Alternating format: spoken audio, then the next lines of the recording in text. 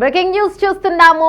భాగ్యనగరానికి ఏమైంది? చినుకు పడితే చిత్తడి అవుతుంది. ఇక అధిక వర్షాలు కురుస్తూ ఉన్నాయి హైదరాబాద్ లో. అంటే భాగ్యనగరంలో ఎస్పెషల్లీ చెప్పాలి, ఒక నెలలో కురిసే వర్షం మొత్తం అధిక పడతాం ఒక 2-3 వారాల్లోపే కురుస్తుంది. అప్పుడు భాగ్యనగరంలో వర్షపు నీరంతా ఎక్కడికి వెళ్ళాలి? హైదరాబాద్ మొత్తం చెరువులను తలపిస్తుంది. అసలు హైదరాబాద్ లో చెరువులు లేవా? అసలు చెరువులు అనేవి ఉండకపోవడం వల్లనే ఇలా రోడ్లపైకి మొత్తం నీరు చేరి, ఇళ్లలోకి నీరు చేరి ప్రజలు రోడ్ల మీదకి వచ్చారా? నిన్న అదే పరిస్థితి కనిపించింది అందరికీ. ఇక 2-3 గంటలు నాన్ స్టాప్ గా వర్షం పడితే చాలు, ఇళ్లలోకి నీరు, జనాలు రోడ్లపైకి. ఇదే పరిస్థితి కొనసాగుతుంది గత కొంతకాలం నుంచి. హైదరాబాద్ లో ముంపు ప్రాంతాలు ఏవైతే ఉన్నాయో ప్రస్తుతం రేవంత్ రెడ్డి అమీర్పేటలో పరిశీలిస్తూ ఉన్నారు. ఆయన ముంపుకు గురైన ప్రాంతాలన్నింటినీ కూడా పరిశీలిస్తూ ఉన్నారు. అమీర్పేట్ గంగూబాయి బస్తీలో ప్రస్తుతం సీఎం రేవంత్ రెడ్డి అక్కడ పరిశీలిస్తున్నారు. అక్కడ బాధితులు ఎవరైతే ఉన్నారో వారందరినీ కూడా ఆప్యాయంగా అడుగుతూ ఉన్నారు, పరిశీలిస్తున్నారు, అన్నిటినీ కనుక్కుంటూ ఉన్నారు. హైదరాబాద్ ముంపు ప్రాంతాల్లో తొలిసారి సీఎం రేవంత్ రెడ్డి పర్యటించారు. అంటే గతంలో చూసుకుంటే ఇక్కడ తొలిసారి ఎందుకన్నామంటే గతంలో ఏ సీఎం కూడా ఇలా ముంపు ప్రాంతాలకు వెళ్ళి భాగ్యనగరంలో ఎవరు కూడా పరిశీలించలేదు. ఇలా బాధితులని పరిశీలించిన దాఖలాలు అయితే లేవు. ప్రస్తుతం రేవంత్ రెడ్డి అంటే ఆయన అధికారంలోకి ఎక్కిన మొదటిసారి, అంటే ఆయన అధికారంలోకి వచ్చిన మొదటి సంవత్సరం దగ్గర సంవత్సరం అయిపోయింది. ఇక ఈ సంవత్సరం అంటే ఎక్కువ వర్షాలు, పోయినసారి కన్నా ఎక్కువ వర్షాలు ఈసారి అధికంగా కురిశాయని చెప్పుకోవచ్చు. అయితే ఈ సందర్భంగా అమీర్పేటలో అంటే లోకల్లో ఉండే కొన్ని ఏరియాలు, కొన్ని పల్లపు ప్రాంతాలు ఉన్నాయి. అలాంటి వాటిలో నడుముల లోతు మేర నీరు చేరి ఇళ్లలోకి భారీగా నీరు చేరాయి. ఆ లోపల ఏరియాలు ఏవైతే ఉన్నాయో కొన్ని చిన్న గల్లీలు ఉంటాయి, కొన్ని కాలనీలు ఉంటాయి. అక్కడ దాదాపు మనిషి నడుములోతు నీళ్ళ వరకు వెళ్ళిపోయి ఇళ్లలోకి భారీగా నీరు వెళ్ళిపోయాయి. ఇక రాత్రంతా నిద్రలేని పరిస్థితి కూడా నెలకొంది కొందరికైతే. అయితే ఆ బాధితులని, ఆ కాలనీలలోకి, ఆ బాధితుల దగ్గరికి సీఎం రేవంత్ రెడ్డి స్వయంగా వెళ్ళి వాళ్ళని అడిగి తెలుసుకున్నారు. ఆ కాలనీలలో పర్యటిస్తూ ఉన్నారు సీఎం రేవంత్ రెడ్డి. ఇంకా అక్కడంటే బాధితులు ఎవరైతే ఉన్నారో వాళ్ళందరితో కూడా సీఎం రేవంత్ రెడ్డి కలిసి నడుస్తున్నారు, వాళ్ళని ఆరా తీస్తూ ఉన్నారు. తొలిసారి ఏ ప్రభుత్వము అంటే బేసిక్గా మనం ఆలోచించాల్సిన విషయం ఏంటంటే ఎక్కడైనా ఏదైనా జరిగితే వెంటనే ప్రతిపక్షాలు స్పందిస్తాయి. వెంటనే ముంపు ప్రాంతాలకు ప్రతిపక్షాలు వెళ్ళడము, అక్కడ వాళ్ళకి బాధితులకు మేము ఉన్నాము అని అండగా నిలబడ్డం చేస్తూ ఉంటాం. కానీ ఇక్కడ ప్రతిపక్షాలు ఏవి కనిపించడం లేదు మనకి. అంటే బీజేపీ కావచ్చు, లేదంటే బీఆర్ఎస్ వాళ్ళు ఎవరు కూడా ఎక్కడా కనిపించిన దాఖలాలు లేవు. ఎందుకు అంటే బీఆర్ఎస్ వాళ్ళు రావచ్చు కదా, గత 10 ఏళ్ల పరిపాలన వాళ్ళనే కదా, మరి రావచ్చు కదా, ఎందుకు రావట్లేదు?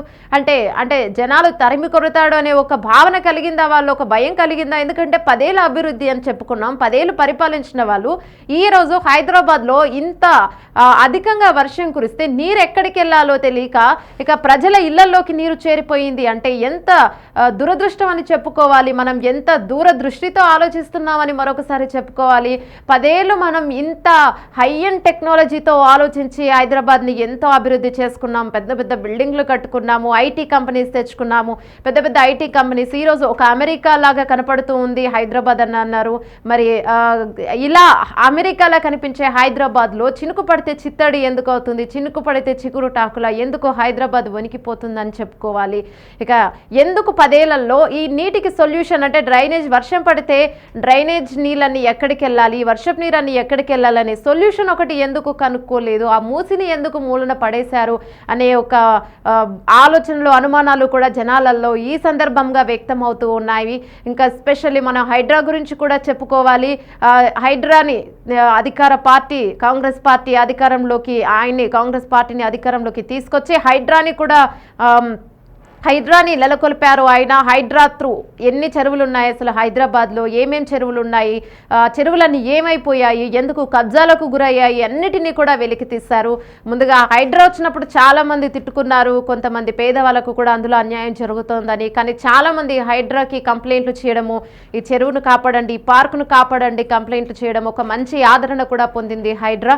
ఈ సందర్భంలో హైదరాబాద్ జనాలకి హైడ్రా కూడా మరొకసారి గుర్తొస్తుంది. అయితే ప్రస్తుతం సీఎం రేవంత్ రెడ్డి ఈ హైడ్రా గురించి కూడా అందరికీ గుర్తొస్తుంది. మరొకసారి సీఎం అంటే ఎప్పుడు ఏ సీఎం కూడా పర్యటించలేదు, తొలిసారి రేవంత్ రెడ్డి హైదరాబాద్లో ముంపు ప్రాంతాలకు గురైన వారందరినీ కూడా పరిశీలిస్తున్నారు. ప్రస్తుతం ఆయన అమీర్పేటలో ఉన్నారు. మిగతా ప్రాంతాలు కూడా ఏవైనా పరిశీలిస్తారా ఈ పర్యటన అయిపోయిన తర్వాత అక్కడి ప్రజలతో అంటే గత రాత్రి వర్షం కురిసింది. గత 2-3 వారాల నుంచి అనుకోకుండా ఎప్పుడు పడితే అప్పుడు వర్షం కురుస్తుంది. అధికంగా 2-3 గంటలు కంటిన్యూస్గా పడుతూ ఉంటుంది. ఒకరోజు తప్పిస్తే ఒకరోజు వర్షం పడుతూ ఉంటుంది. ఎక్స్పెక్ట్ చేయలేనంత విధంగా ఎక్కువ నీళ్లు కాలనీలలో చేరుతున్నాయి. డ్రైనేజీ నీళ్లు ఉప్పొంగడము, బయటికి రావడం, అవి ఇళ్లల్లోకి పోవడము, ఇవన్నీ గత 2-3 వారాలుగా కామన్ అయిపోయింది హైదరాబాద్లో. ఇప్పటికి జనాలందరూ భయపడుతున్నారు. మళ్ళీ వర్షం పడుతుందా, మళ్ళీ ఇళ్లలోకి నీళ్ళు వస్తాయా, మళ్ళీ బండ్లు మునిగిపోతాయా, ఇవన్నీ కూడా అందరూ భయపడుతూ ఉన్న పరిస్థితి నెలకొంది. అయితే ఈ సందర్భంగా సీఎం రేవంత్ రెడ్డి అమీర్పేట ముంపు ప్రాంతాల్లో అయితే పర్యటిస్తూ ఉన్నారు. హైడ్రా కమిషనర్తో పాటు ఇతర అధికారులను కూడా అడిగి వివరాలను అయితే సీఎం తెలుసుకుంటూ ఉంటున్నారు. హైదరాబాద్ ముంపు ప్రాంతాల్లో సీఎం రేవంత్ రెడ్డి ఆకస్మికంగా పర్యటిస్తూ ఉన్నారు. ముంపుకు గురైన ప్రాంతాలన్నింటినీ కూడా ఆయన పర్యటిస్తున్నారు. ప్రస్తుతం అయితే అమీర్పేట్ గంగూబాయి బస్తీలో ఆయన పర్యటన చేస్తూ ఉన్నారు. ఆయన వెంట కొంతమంది అధికారులు, హైడ్రా అధికారులు కూడా ఆయనతో పాటు ఉన్నారు. అంటే ఈ సందర్భంలో రేవంత్ రెడ్డి నిన్ననే ఒక ప్రకటన కూడా చేశారు. మూసీకి ఇక పునర్జీవనం పోస్తామంటున్నారు.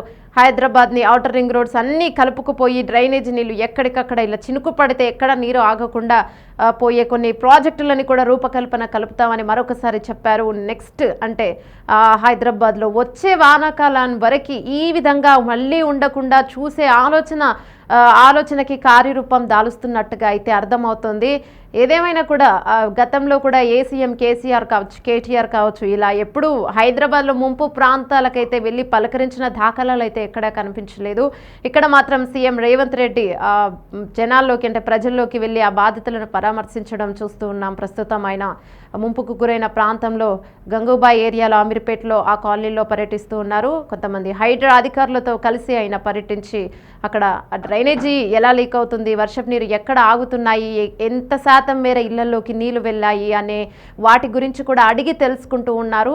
ఇక అంటే మళ్ళీ ఈ 2-3 రోజుల్లో కూడా మళ్ళీ వర్షాలు ఉన్నాయి. వచ్చే 48 గంటల్లో కూడా అధికంగా వర్షపాతం నమోదయ్యే అవకాశం ఉందని చెప్పారు.